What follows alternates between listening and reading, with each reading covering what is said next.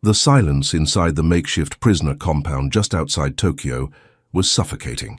September 1945 had arrived with brutal heat, and the 37 Japanese women crowded into the converted warehouse knew nothing but uncertainty. They had surrendered weeks earlier, faces hollowed by malnutrition, eyes vacant from witnessing the firebombing campaigns that reduced their cities to ash. Most had served as nurses, auxiliary personnel, or civilian administrators attached to the Imperial Army. Now they were prisoners, waiting for judgment from the American forces who had conquered their nation with atomic fury. Sergeant James "Jimmy" Crawford stood at the entrance of that warehouse on a humid Tuesday afternoon, sweat beading on his dark skin, his uniform crisp despite the oppressive temperature. He was 24 years old, originally from Chicago's South Side, and he carried a worn leather satchel that seemed oddly out of place against his military bearing. His orders were simple: assess the prisoners' physical and mental state, determine their willingness to cooperate with occupation authorities, and begin the process of rehabilitation. But Jimmy had something else in mind, something that would shock these women in ways they never imagined. The women stared at him with a mixture of terror and confusion as he entered. They had heard stories about American soldiers, particularly about the black soldiers. Japanese propaganda during the war had painted them as savage, uneducated brutes who would show no mercy. The military hierarchy had drilled into civilians and military personnel alike that capture meant dishonor, worse than death, especially at the hands of those they had been taught to view as racially inferior. These women had already violated every expectation by surrendering. Now they faced the consequences of their choice, and their eyes followed Jimmy's every movement with the alertness of cornered animals. What they didn't know was that Sergeant Crawford wasn't there to interrogate or intimidate. He was part of a special morale and cultural rehabilitation unit, one of several experimental programs the occupation forces had created to bridge the massive psychological gap between conqueror and conquered. The 24th Infantry Regiment, an all-black unit that had fought throughout the Pacific Campaign, had been selected for occupation duty precisely because of their discipline under fire and their unique position within American society. They understood oppression. They understood what it meant to fight for a country that didn't fully recognize their humanity. And paradoxically, that made them perfect ambassadors for demonstrating American values to a defeated population that had been taught Americans were demons. Before you continue, I want to ask a small favor. If you're finding this story engaging, please hit the subscribe button and leave a like. It helps this channel grow and allows me to keep bringing you these incredible forgotten stories from history. Thank you. Jimmy set his leather satchel on a wooden crate and began speaking in halting Japanese, phrases he had learned during the final months of the war from captured documents and brief interactions with surrendering soldiers. His accent was terrible, but the effort registered immediately on the women's faces, an American soldier attempting their language, speaking to them as human beings rather than barking orders. The cognitive dissonance was immediate and profound. "I am not here to hurt you," he said slowly, watching their reactions. "I am here to help you understand what comes next." Several women exchanged glances, their expressions shifting from terror to confusion. One woman in her 30s, who appeared to have some authority among the group, stepped forward cautiously. Her name was Yuki Tanaka, and she had served as a senior medical administrator at a field hospital in Manchuria before the collapse. "Why would you help us?" she asked in broken English, her voice hoarse from weeks of minimal speaking. "We are your enemies." Jimmy studied her face, seeing the exhaustion and trauma etched into every line. He thought of his own mother back in Chicago, who worked double shifts at a garment factory to support 3 children after his father died in a steel mill accident. He thought of the segregated trains he rode coming south for basic training, the separate facilities, the constant reminders that even in uniform, he wasn't considered equal to white soldiers fighting the same war.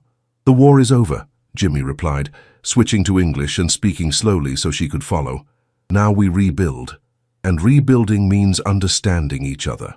He reached into his satchel and pulled out something that made several women gasp audibly: a trumpet, its brass surface catching the dim light filtering through the warehouse's high windows.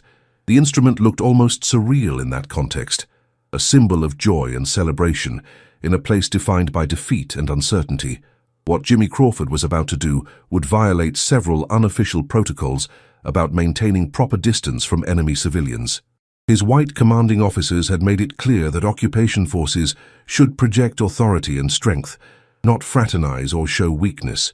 But Jimmy had received different orders from Captain William Marshall, one of the few black officers in the occupation command structure. Marshall believed that cultural exchange could accomplish what intimidation never would: genuine transformation of how these defeated people understood America and democracy. The women watched in stunned silence as Jimmy brought the trumpet to his lips. He didn't announce what he was going to play or why. He simply began, and the first notes of "Take the A Train" filled the warehouse with a sound that seemed impossible in that moment. Pure, complex, and undeniably beautiful.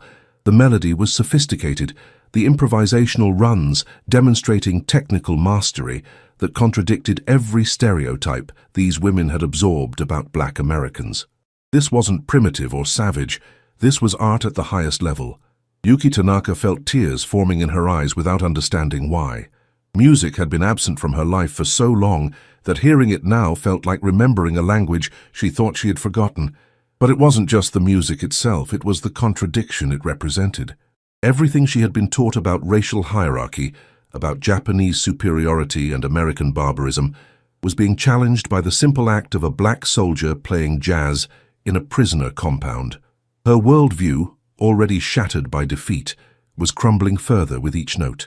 Other women began to react as well. Some wept openly. Others sat down on the floor, overwhelmed by the emotional release the music provided. A few remained standing, rigid and resistant, clinging to the propaganda that had sustained them through years of war. But even they couldn't entirely block out the complexity of what they were hearing, the syncopation, the harmonic progressions, the sheer technical skill required to produce such sounds.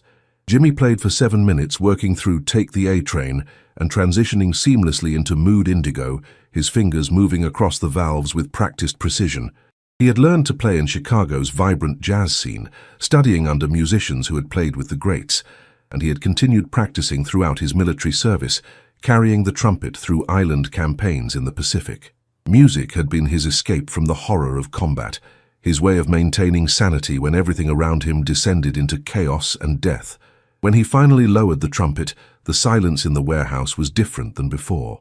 It was no longer the silence of terror and uncertainty. It was the silence of people processing something unexpected, something that didn't fit their understanding of how the world worked. Jimmy wiped his lips and looked at Yuki Tanaka, who stood frozen, her expression a mixture of confusion and something that might have been the beginning of hope. "Music is something we share," Jimmy said quietly. "All humans respond to it. It doesn't care about nationality or race or what side of a war you fought on. It just is." He paused, letting his words sink in through the language barrier. "I want to show you more. I want to show you what you weren't told about us, about black Americans, about American culture, about what we're really like. Not through words, but through something real." The following morning arrived with low clouds that threatened rain, but never delivered. Jimmy Crawford returned to the warehouse at 800 hours, but this time he wasn't alone. Behind him walked 6 other soldiers from the 24th Infantry Regiment, each carrying equipment that made the prisoner women exchange nervous glances. Corporal Marcus Washington had a saxophone case. Private First Class Anthony Rodriguez carried a worn guitar. Staff Sergeant David Duke Henderson brought a portable record player that had somehow survived the Pacific campaign intact. Private Ernest Miller had a pair of tap shoes slung over his shoulder. Private James Johnson carried a basketball, and Corporal Robert "Bobby" Taylor had art supplies in a canvas bag. The women were arranged in the same positions as the previous day, but their posture had shifted. Instead of the rigid terror that had defined them during Jimmy's first visit, they now displayed cautious curiosity. Yuki Tanaka stood at the front of the group again, and Jimmy noticed she had attempted to make herself more presentable, despite their limited resources. Her hair was more carefully arranged, and she stood straighter, projecting an authority that hadn't been visible the day before. "Good morning," Jimmy said in his broken Japanese before switching to English. "Yesterday I played music for you. Today we're going to show you more. We're going to demonstrate skills that the propaganda never told you we possessed, skills that come from our culture, our history, our creativity as black Americans. I want you to watch with open minds." I want you to ask yourselves whether what you were taught matches what you're about to see. Marcus Washington stepped forward with his saxophone and without preamble launched into Flying Home, the Illinois Jacquet hit that had become an anthem among black servicemen. The sound was raw and powerful, filling the warehouse with energy that seemed to physically push against the walls. The improvisational runs were technically complex, demonstrating not just practiced skill, but genuine artistic innovation. Several women actually stepped backward, overwhelmed by the intensity of the performance. But it wasn't just the music itself that shocked them.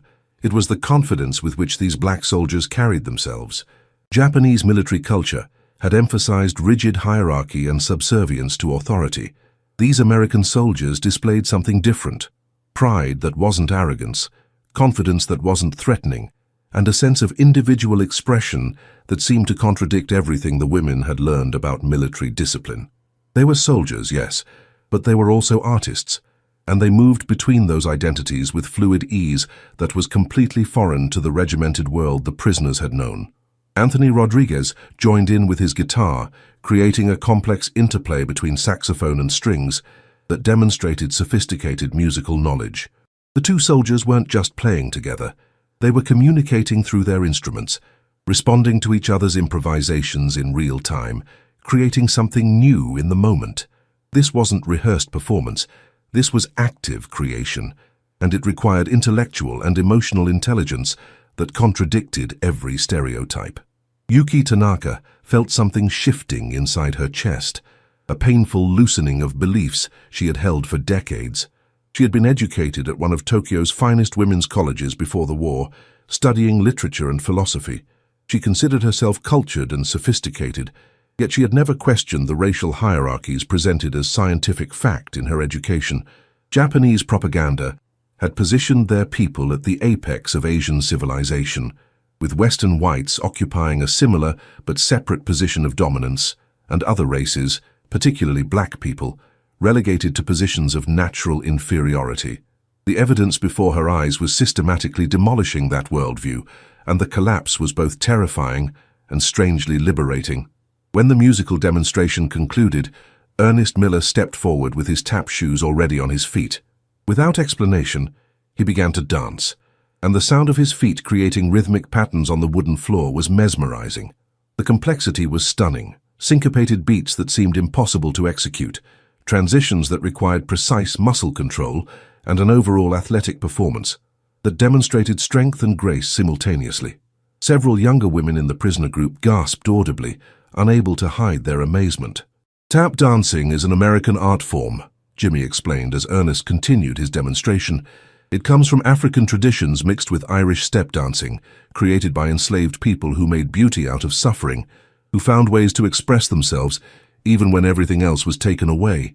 It requires discipline, practice, physical strength, and artistic vision. Does that sound like the savages you were told about? The question hung in the air, challenging and direct. Several women looked down, unable to meet Jimmy's gaze, but others, including Yuki, stared directly at him, processing the implications of his words. The connection he was drawing between oppression and artistic creation was not something they had ever considered. Japanese propaganda had painted American racism as mild and manageable, never acknowledging its systematic brutality, and certainly never suggesting that black Americans had created sophisticated cultural responses to their oppression. Duke Henderson powered up the portable record player, and soon the warehouse was filled with the sounds of Duke Ellington's orchestra playing Take the A Train. The recording quality was poor, the speaker crackling with static, but the sophistication of the composition was undeniable. Multiple instruments working in complex harmony, arrangements that demonstrated advanced understanding of musical theory, and an overall sound that spoke of refinement and cultural achievement. "This is Duke Ellington," Jimmy said, watching the women's reactions carefully. "One of America's greatest composers. His orchestra has played at Carnegie Hall, one of the most prestigious venues in the world. His music is studied in universities. His compositions are considered equal to any classical European composer. He is black, he is American, and he represents just one example of what our culture has created despite facing racism every single day of our lives." Rain finally arrived on the third day, drumming against the warehouse roof with steady persistence. Jimmy Crawford arrived early, before the scheduled 800 meeting time, and found Yuki Tanaka waiting alone near the entrance. She held a piece of paper covered in Japanese characters, the questions Jimmy had invited them to prepare. "I couldn't sleep," she said in English, the words coming more easily now after 2 days of constant exposure. Too many thoughts, too many questions. She looked down at her list, then back up at Jimmy. "May I ask now before the others wake? Some questions are personal, difficult." Jimmy considered this, then nodded, gesturing for her to continue. Yuki took a deep breath, choosing her words carefully. "You said you fight for a country that treats you as second-class citizen. Why? Why would you risk your life for a nation that denies you full humanity? We were told we must die for the emperor because it was honorable, because our lives belonged to Japan. But you have choice. You could have refused to serve. Why didn't you?"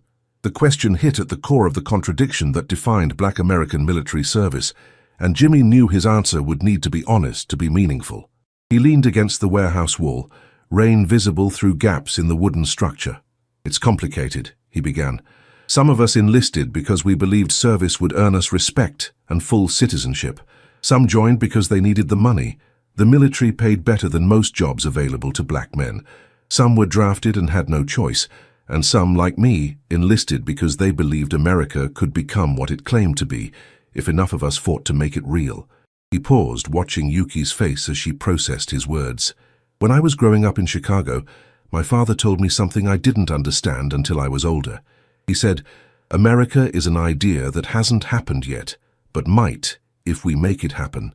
He meant that the promises in the Declaration of Independence and the Constitution, all men created equal, life, liberty, pursuit of happiness, those were lies when they were written. They excluded enslaved people, excluded women, excluded anyone who wasn't a white male property owner. But the words themselves were powerful, and if we could force America to live up to its own stated ideals, then maybe we could create something truly revolutionary." Yuki wrote notes on the back of her question paper, her hand moving quickly. "So you fight not for America as it is, but for America as it could be." "Exactly," Jimmy confirmed. "And that's dangerous because it means we're constantly in this position of simultaneously loving and hating our country. We love the ideals. We hate the reality that denies those ideals. We serve in military forces that protect freedom abroad while being denied full freedom at home. It's a contradiction that tears at you every single day." "We were told there was no contradiction in Japanese society," Yuki said softly. "We were told everyone knew their place, accepted their role, found happiness in serving the collective. But that was also a lie, wasn't it? There was suffering we were told to ignore. Korean forced laborers, Chinese civilians in occupied territories, prisoners of war treated as less than human.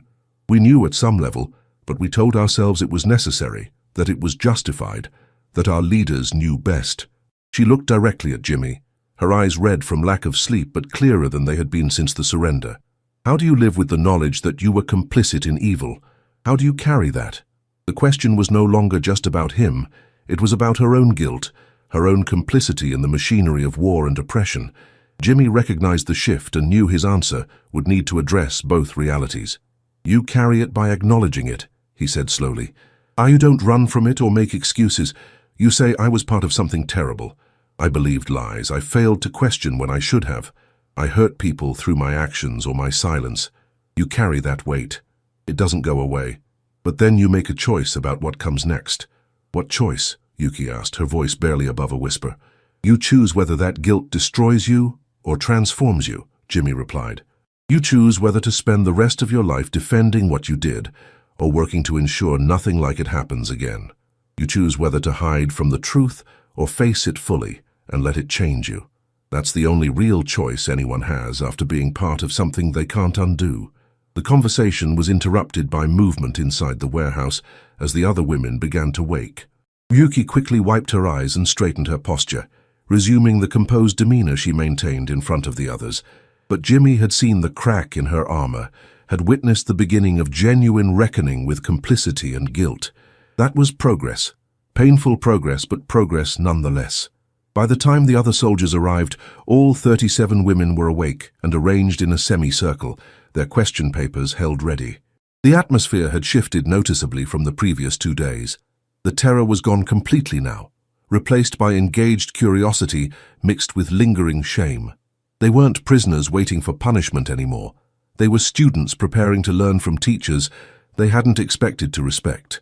Duke Henderson set up the record player again, but this time he had brought different recordings. "Today we're going to talk about the history of jazz," he announced through Jimmy's translation. Jazz is uniquely American music, created by Black Americans out of African rhythms, European harmonies, and the experience of slavery and segregation. It's protest music and celebration music at the same time. It's pain and joy merged into sound. He played a scratchy recording of Bessie Smith singing "Nobody Knows You When You're Down and Out," and the raw emotion in her voice needed no translation. Several women visibly reacted to the pain in that voice. It was universal human suffering, transcending language and nationality. When the song ended, Duke explained its context. The Great Depression, the particular vulnerability of Black Americans during economic collapse, the way music became a form of survival and resistance. "Music can be political without being propaganda," Duke explained. "Propaganda tells you what to think. Art makes you feel something true and lets you draw your own conclusions. That's the difference. That's what authoritarian governments fear. Art that makes people feel and think for themselves rather than just accepting what they're told." Marcus Washington took over the education, discussing the technical aspects of jazz improvisation. He explained how jazz musicians had to master traditional musical theory before they could break those rules creatively. He demonstrated scales and chord progressions, showing how a simple melody could be transformed through improvisation into something complex and unique. Several women who had musical training before the war leaned forward, completely absorbed by the technical discussion. One woman in her early 20s, Keiko Yoshida, who had served as a telephone operator before becoming a prisoner, raised her hand hesitantly before asking in broken English, "Is it only for Black Americans? Or can others learn?" Marcus smiled broadly. "Jazz belongs to anyone willing to put in the work to understand it. That's the beautiful thing about culture. It can be shared, it can spread, it can transform when it touches different communities. There are white jazz musicians, some of them extraordinary. There are Latin jazz traditions, European jazz traditions. The music grows and changes. But it's important to remember where it came from, to respect its origins, to acknowledge that it was created by people who were oppressed and used art as a form of resistance and survival." Anthony Rodriguez picked up his guitar and played a traditional Mexican song, then showed how it could be reinterpreted through a jazz lens. The fusion was striking. The melody remained recognizably Mexican, but the improvisational approach and harmonic structure were pure jazz. "Culture isn't pure or static," Anthony explained. "It's always mixing, always evolving. That's what makes it alive. Fascism tries to freeze culture to make it pure and unchanging. Democracy allows culture to breathe and grow." The political message was subtle but clear. Authoritarian systems fear cultural mixing because it undermines claims of racial or national superiority. If music and art can flow between communities, if excellence can emerge from any population regardless of race or nationality, then the entire foundation of fascist ideology collapses. The women were being taught not just about jazz, but about the fundamental incompatibility between artistic freedom and authoritarian control. Ernest Miller demonstrated more dance styles, explaining the history of each. He showed them the cakewalk, originally developed by enslaved people, as a subtle mockery of white plantation owners' pretentious behavior. He showed them the Lindy Hop, born in Harlem's ballrooms during the 1920s and 1930s. He explained how each dance form carried historical and cultural weight, how they represented Black Americans claiming space and joy despite systematic oppression. "Dancing was sometimes the only form of expression allowed," Ernest said, his tap shoes creating rhythmic punctuation to his words. "You couldn't protest openly. That could get you killed. You couldn't publish writing that challenged white supremacy, that would be censored or punished. But you could dance, you could make art that superficially seemed like entertainment, but actually carried deeper messages of resistance and resilience. You could create beauty that couldn't be denied, excellence that forced recognition even from those who wanted to deny your humanity." The women watched with rapt attention as Ernest moved through increasingly complex routines. His physical conditioning was obvious. This wasn't casual performance but athletic achievement, requiring years of training. The discipline was evident in every movement, contradicting propaganda images of Black Americans as lazy or undisciplined. Every demonstration, whether music or dance or art, was systematically dismantling the racist framework these women had absorbed throughout their lives. Bobby Taylor had set up an impromptu art lesson in one corner of the warehouse. He was teaching basic perspective drawing to a group of 5 women who had expressed interest in visual art. His patience was remarkable as he corrected mistakes and encouraged attempts, treating these former enemies as if they were students in any ordinary classroom. The normalization of interaction, treating them as people worthy of education rather than prisoners worthy only of punishment, was its own powerful lesson about democracy and human dignity. James Johnson organized a different kind of demonstration. He had the women form a circle and began teaching them basic basketball skills: how to hold the ball, how to pass, how to move without traveling. The physical activity was awkward at first. These women were malnourished and weak from weeks of inadequate food and stress.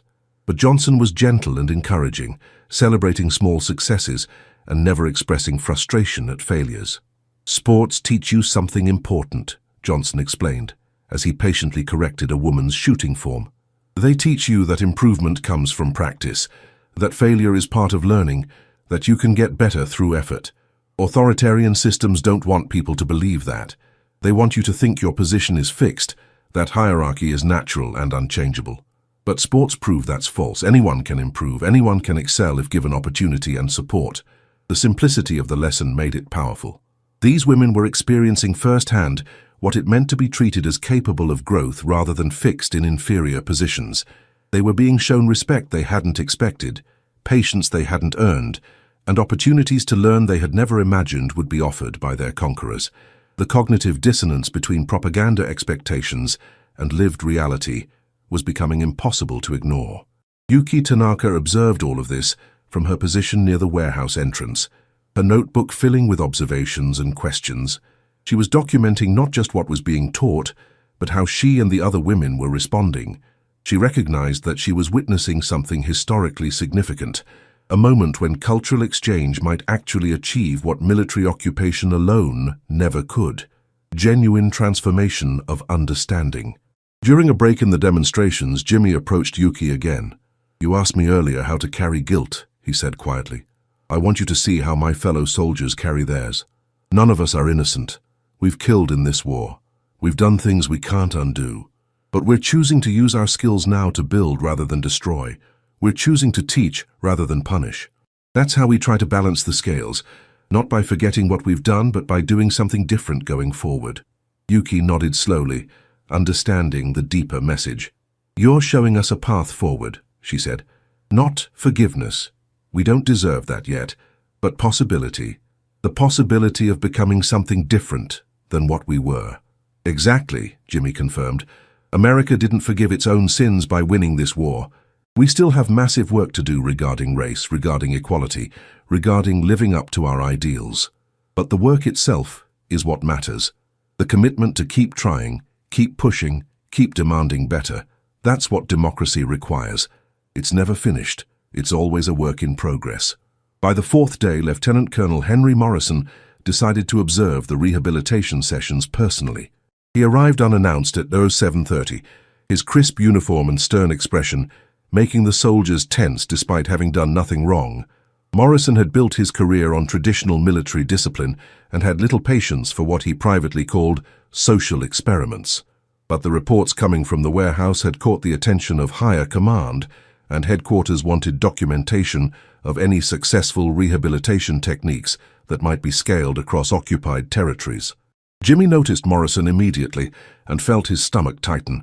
The lieutenant colonel represented everything complicated about this moment in history: a white officer overseeing black soldiers who were teaching enemy civilians about American ideals that America itself hadn't fully realized.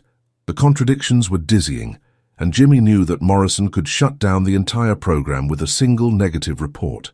"Sergeant Crawford," Morrison said, his tone neutral but carrying authority that demanded immediate attention, "I'll be observing today's session. Carry on with your planned activities." It wasn't a request. Jimmy saluted and turned to his fellow soldiers, all of whom had similarly noticed Morrison's presence and understood the implications. The women prisoners also sensed the change in atmosphere. They had become comfortable with the black soldiers over the previous 3 days, but Morrison's white face and obvious rank shifted the dynamic immediately. These were the features they had been taught to associate with American authority and American racism. If these black soldiers served under white officers, if the racial hierarchy existed even within the military forces teaching them about equality, what did that say about everything they were learning? Yuki Tanaka approached Jimmy quietly. "The white officer," she whispered in English. "He is here to judge whether you are doing good work." Jimmy nodded slightly. "Then we will show him that you are," Yuki said with surprising firmness. "We will show him that what you teach us is valuable." The declaration startled Jimmy. In 3 days, these women had transformed from terrified prisoners expecting punishment to engaged students willing to advocate for their black teachers to a white commanding officer. The shift was remarkable, and it spoke to how effectively the cultural demonstrations had worked to break down barriers and build genuine human connection. Duke Henderson began the day's session with a bold choice. He played a recording of Billie Holiday singing "Strange Fruit," the haunting protest song about lynching in the American South. The lyrics were in English, so Jimmy translated carefully, making sure the women understood every word. The visceral horror of the song, bodies hanging from trees, the smell of burning flesh, the grotesque spectacle of racist violence, was overwhelming. Several women visibly recoiled. Morrison's face remained expressionless, but his jaw tightened. "This song was banned by many radio stations in America," Duke explained, his voice heavy with emotion. "The recording company didn't want to release it. Many venues refused to allow Billie Holiday to perform it. Why? Because it told the truth about racial violence in America. Because it made white Americans uncomfortable. Because it exposed the lie that America was the land of freedom and justice for all." He paused, letting the weight of the song and its context sink in. "We're not here to tell you that America is perfect. We're not here to say that winning the war means we've solved all our problems. We're here to show you that democracy means having the freedom to point out your country's failures, to protest injustice, to demand change." Billie Holiday sang this song knowing it could end her career, knowing it could put her in danger. She sang it anyway. That's what freedom looks like, the ability to tell uncomfortable truths without being silenced by the state. Morrison shifted his position slightly, and Jimmy couldn't tell if the movement indicated approval or disapproval. The lieutenant colonel had grown up in Mississippi, where lynching wasn't abstract history but recent reality. Having these black soldiers expose that reality to enemy civilians while under his command had to be creating its own complicated feelings. Jimmy wondered if Morrison had ever witnessed a lynching himself, whether he had been complicit through silence, whether he carried his own guilt about America's racial violence. Yuki raised her hand, a gesture she had learned from observing American classroom dynamics. "May I ask a question?" Duke nodded, and she continued carefully. "If America has this terrible violence, this racism that kills your people, why do you tell us about it? Why do you not hide it as we would have hidden shameful things about Japan? Why show weakness to former enemies?" The question hung in the air, profound in its implications. It was Duke who answered, but his words were directed as much at Morrison as at Yuki. "Because democracy requires transparency. It requires acknowledging failures so they can be corrected.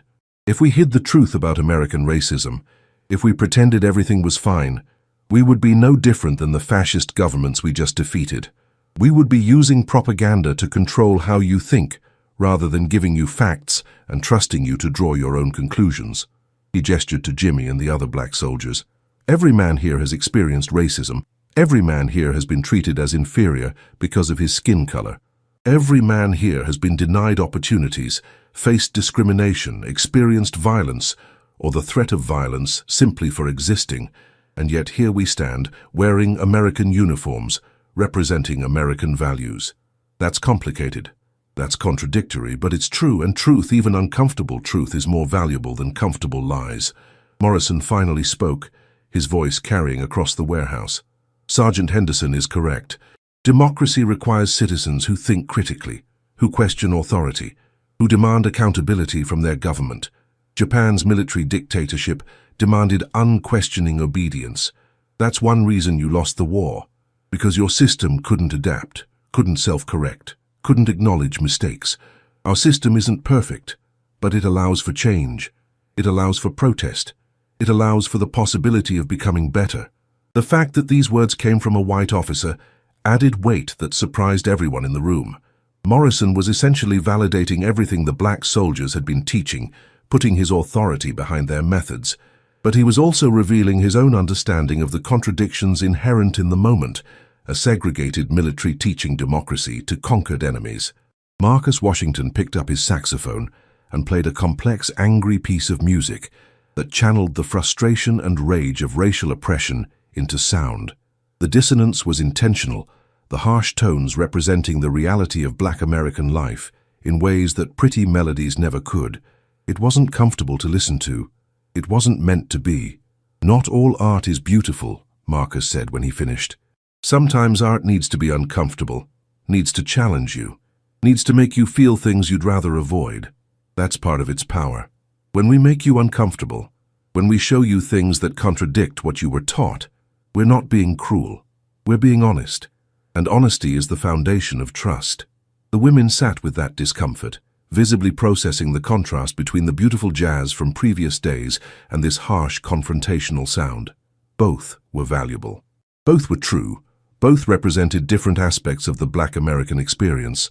The multiplicity of expression, the refusal to be reduced to a single narrative, was itself a powerful lesson about humanity's complexity.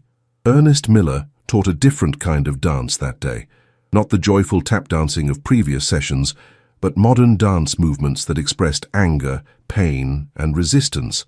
His body became a vehicle for communicating emotion that transcended language, rage at injustice, grief at loss, determination to survive.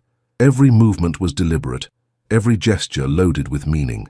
Several women found themselves crying without fully understanding why. They were feeling the universality of suffering, recognizing in Ernest's movements echoes of their own trauma and loss. Dance can be protest, Ernest explained. Movement can challenge power. Your bodies belong to you, and how you move them, how you express yourselves through physical form, that's a kind of freedom that governments can't fully control. That's why authoritarian regimes try to regulate even physical expression. They understand that the body is political, that movement is meaning, that dance is power.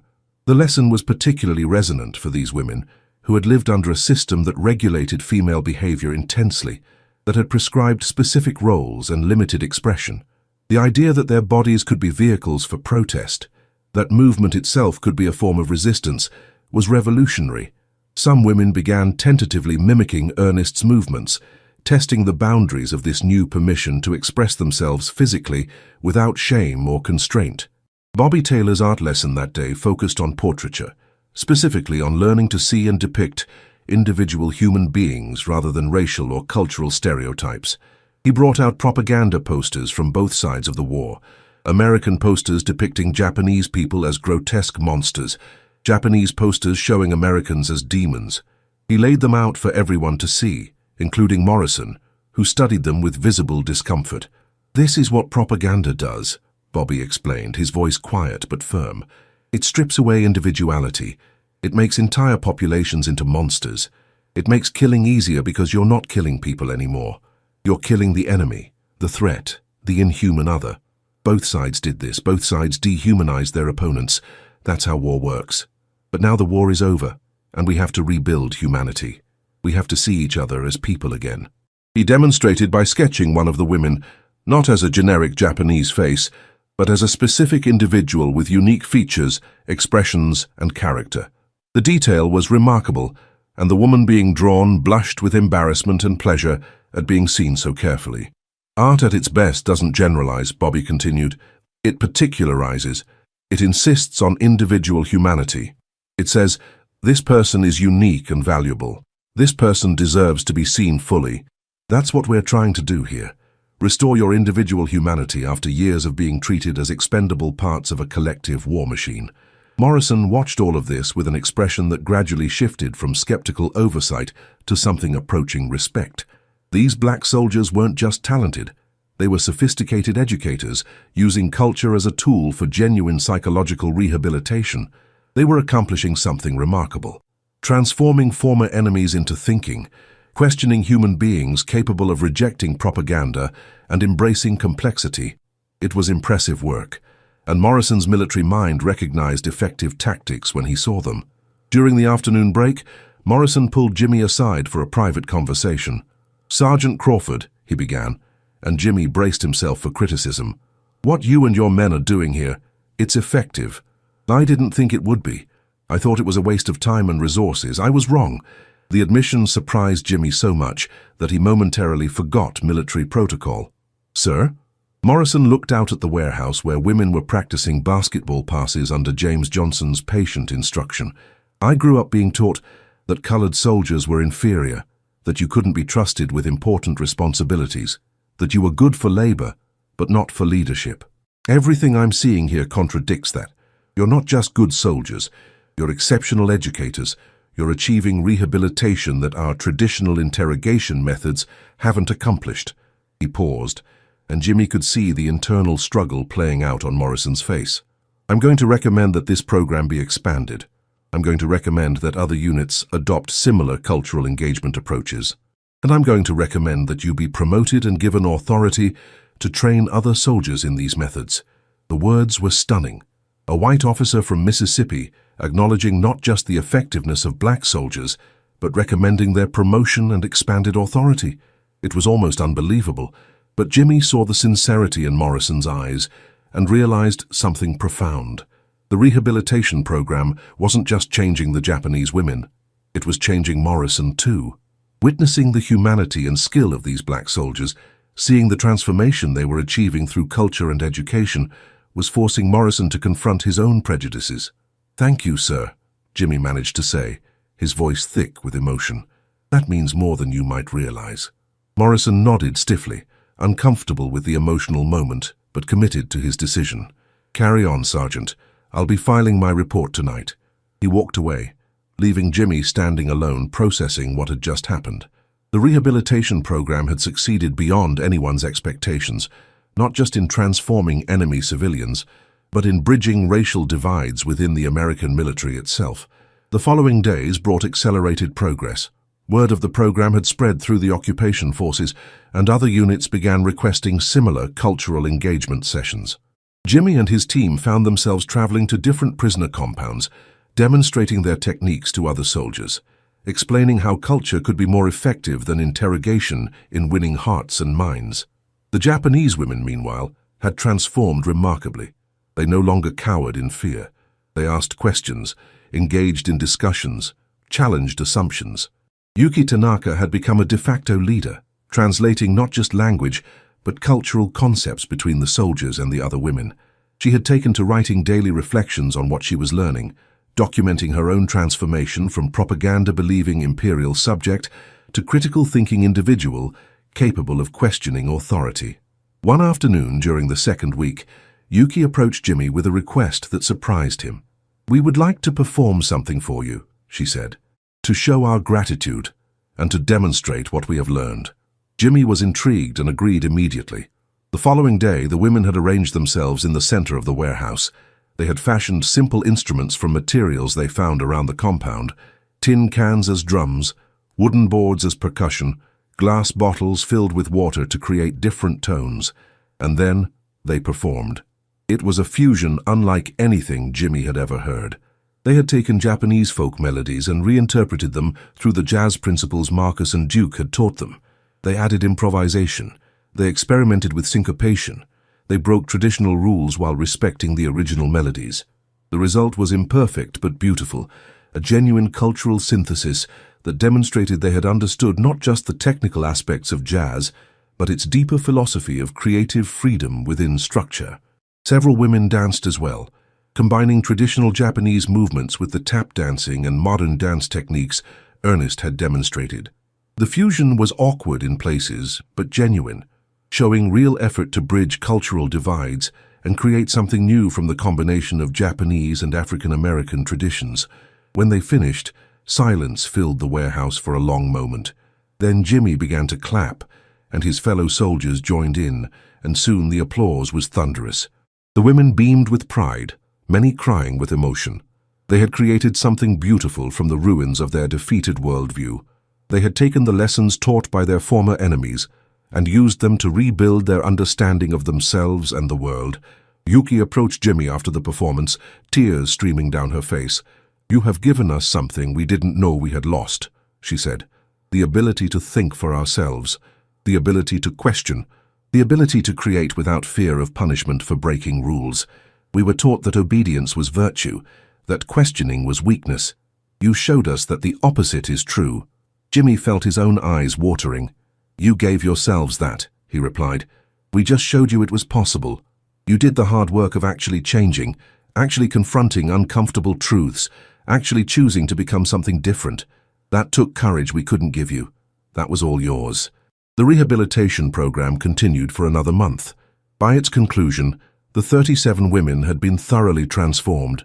They were released from prisoner status and integrated into occupation civilian programs, where many of them became translators, educators, and cultural liaisons between Japanese civilians and American occupation forces.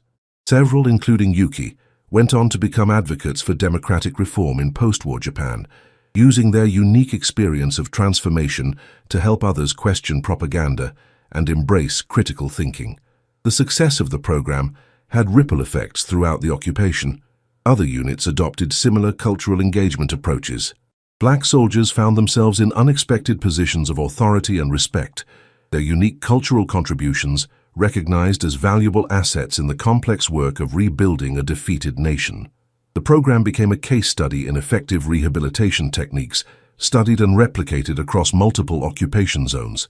For Jimmy Crawford and his fellow soldiers, the experience was transformative in its own way. They had gone to war fighting for a country that didn't fully recognize their humanity. They had experienced racism and segregation even while wearing the uniform and risking their lives. But through the rehabilitation program, they had discovered a different kind of power, the power of culture, of education, of genuine human connection across racial and national divides.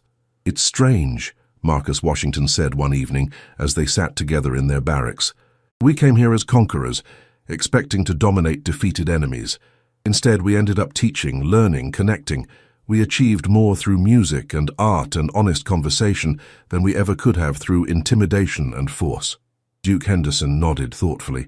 "That's what democracy is supposed to be about, isn't it? Not domination, but dialogue. Not force, but persuasion. Not propaganda, but truth. We gave those women the most dangerous thing any authoritarian government fears, the ability to think for themselves. And once you have that, everything changes." Ernest Miller stretched out on his bunk, tired but satisfied. "My grandmother always told me that dance was power. I didn't really understand what she meant until now.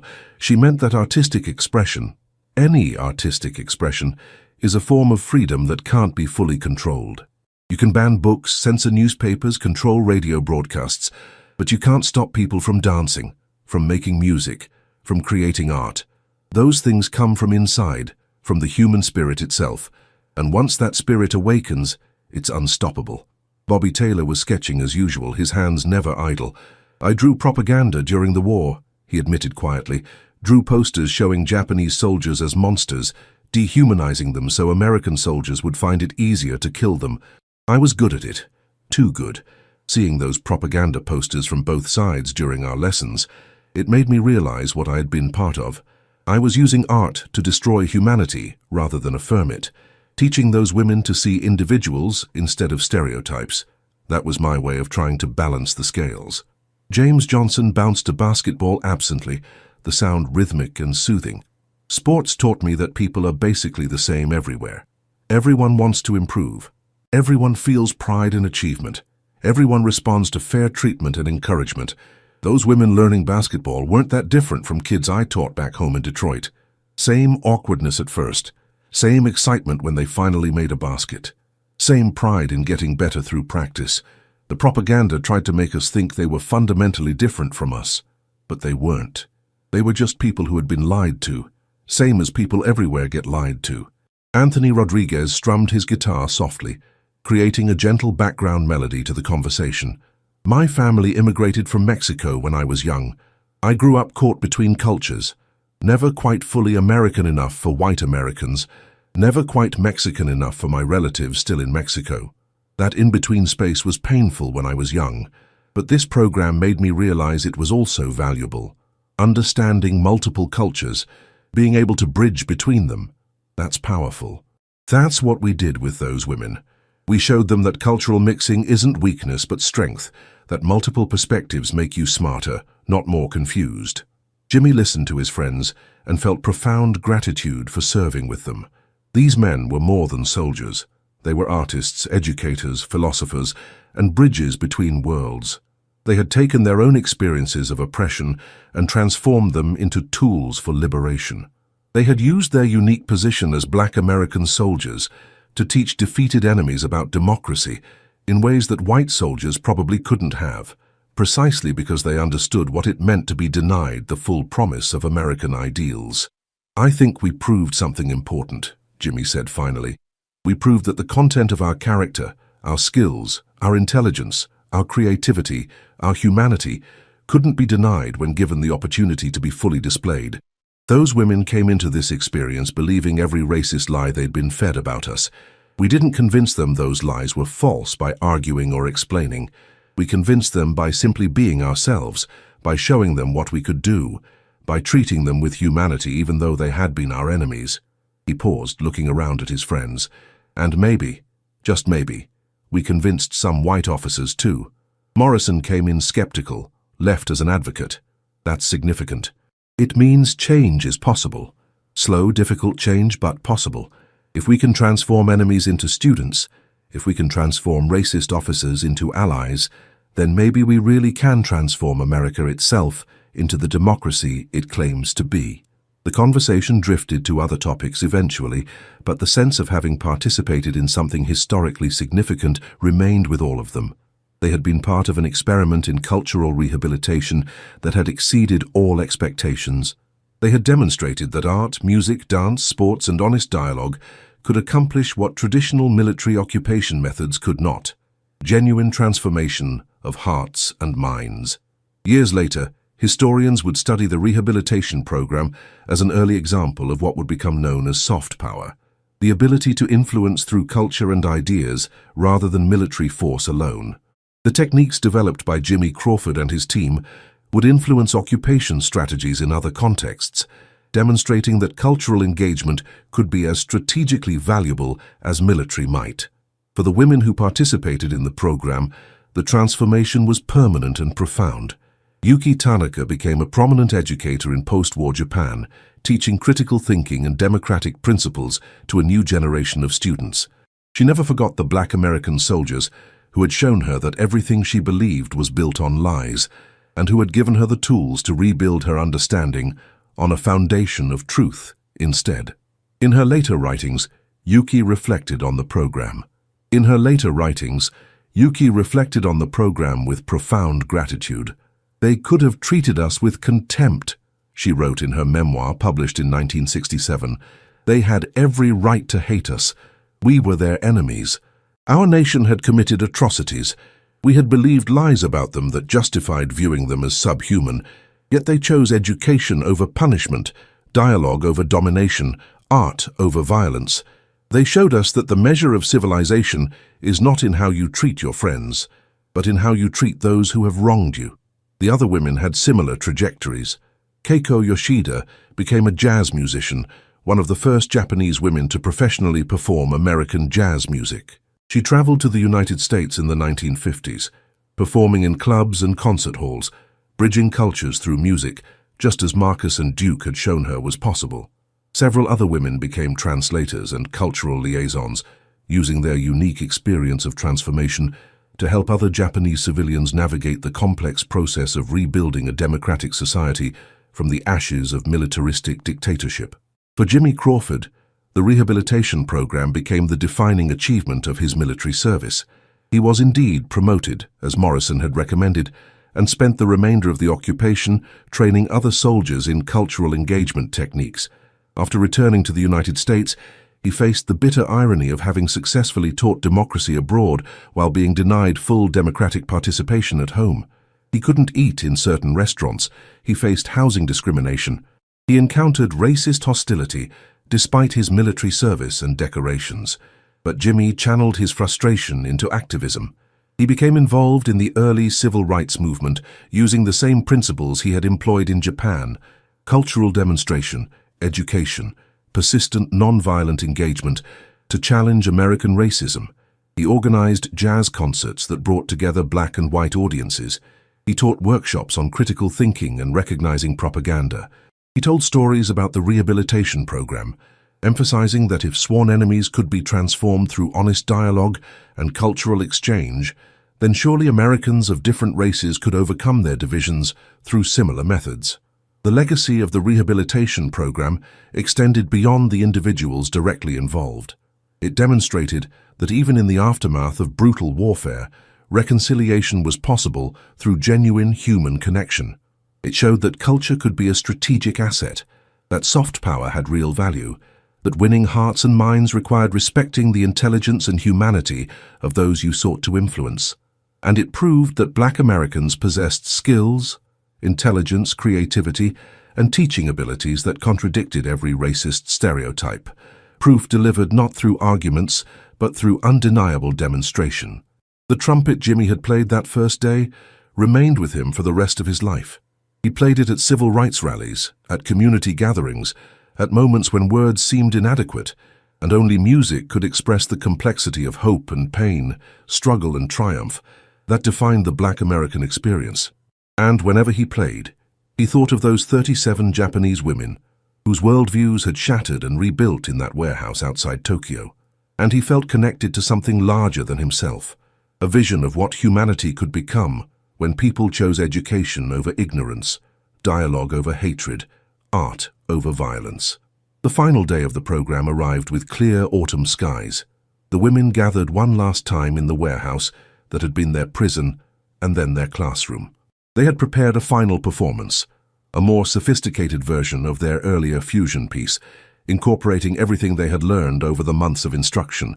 The music was beautiful and complex, a genuine synthesis of Japanese and African American traditions that honored both while creating something entirely new. When they finished, Jimmy stood before them for the last time as their teacher. "You came into this experience as prisoners," he said through translation, though many now understood enough English to follow his words directly. "You leave as free people, free not just in the legal sense, but free in the most important way, free to think, free to question, free to create, free to choose who you will become. That freedom is both gift and responsibility. Use it wisely. Use it to ensure that the lies that led to this war never take root again. Use it to build something better." Yuki stepped forward to respond on behalf of all the women. "You showed us that our enemies were more human than our leaders," she said, her voice strong and clear. "You showed us that we had been lied to about what mattered, about who had value, about what made a life meaningful. You gave us the painful gift of truth. We will carry it forward. We will honor it. We will ensure that others benefit from what you taught us.